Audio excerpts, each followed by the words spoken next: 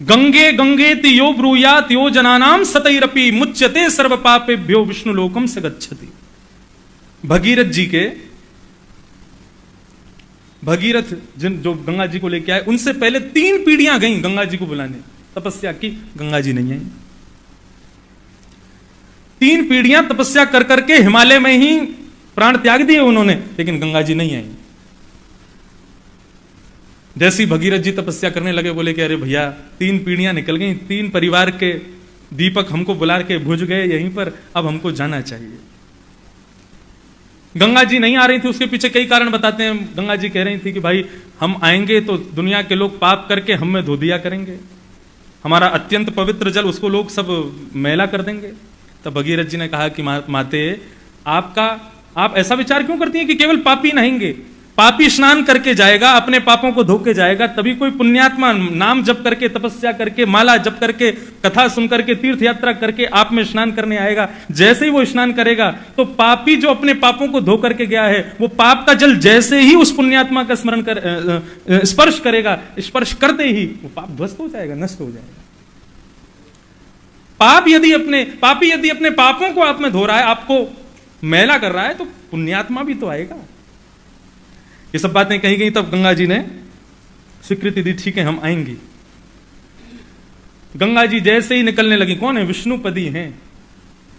चरणों से निकली गंगा प्यारी, जिसने सारी दुनिया तारी। इधर देखो सब लोग, सावधानी से कथा सुनो, बिल्कुल शांतिपूर्वक। जितने लोग टीवी पर और फोन में भी देख रहे हैं, वो भी इधर उधर मत देखो, सब इधर बैठ के सावधानी से कथा सुनो। गंगा जी जैसी प्रारंभ निकलने लगी महाराज, वैकुंठ से प्रारंभ हुई, ब्रह्मा जी ने अपने कमंडल में भर लिया। विष्णुपदी हैं, चरणामृत है। ब्रह्मा जी के कमंडल से जैसे ही ब्रह्मलोक का भेदन करते हुए पृथ्वी पर हिमालय की ओर प्रस्थान कर रही थी गंगा, भगवान शिव का तीसरा नेत्र खुल गया। क्यों? बोले हमने सुना है इस गंगा को बुलाने के लिए 3 लोगों ने अपना जीवन समर्पित कर दिया, और ये इतने दिनों बाद अब जा रही हैं। कुपुत्रो जायेत क्वचिदपि कुमाता न भवति। मां के हृदय में तो दया होती है, एक बार में ही चला जाना चाहिए था। ये 3 पीढ़ियां बीत गई, अभी तक नहीं गई। शंकर जी ने अपनी जटा खोल करके गंगा जी को जटा में बांध लिया।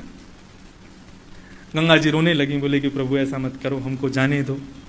गंगा जी बोले एक बात बताओ। शंकर जी बोले तुम मां हो, और मां का हृदय बहुत कोमल होता है, आप इतनी निष्ठुरता कैसे दिखा सकती हैं?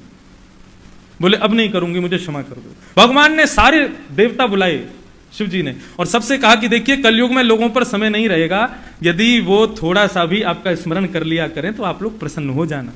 सबने अपनी अपनी बात कह दी। बोले कि हम पे तो तेल ही चढ़ा देना। शनि भगवान बोले हम पे कोई तेल ही चढ़ा देगा, हम उसी से खुश हो जाएंगे। किसी ने कहा अगरबत्ती जला देंगे, हम उसी से खुश हो जाएंगे। किसी ने कहा हम पर एक पुष्प चढ़ा देंगे, हम उसी से खुश हो जाएंगे। सबने अपने अपने भाव कहे। सूर्य नारायण ने कहा कुछ नहीं, बस दिन में उठ करके मुझे जल से बस 3 बार अर्घ दे दे, मैं उसी से ही प्रसन्न हूं। सबने अपनी अपनी बातें कही। तब जटा में विराज रही गंगा ने कहा कि मैं भी कहती हूं, गंगे गंगेति यो ब्रूयात यो जनानाम सतैरपि मुच्यते सर्व पापेभ्यो विष्णु लोकम स गच्छति। मेरे तट पर आकर के स्नान करना आवश्यक नहीं है। यदि 100 योजन दूर से भी व्यक्ति अपने घर पर बैठ करके साधारण जल से स्नान करते हुए गंगा गंगा गंगा ऐसा उच्चारण करेगा, तो वो बाल्टी का जल, वो नल से आने वाला जल, वो साधारण जल भी गंगा जल हो जाएगा, और उसमें स्नान करके उसके सारे पाप नष्ट हो जाएंगे। विष्णु लोकम स गच्छति। जब इतना बड़ा वरदान गंगा ने दिया, तब जटा शंकरी, जटा से गंगा प्रकट हो गई।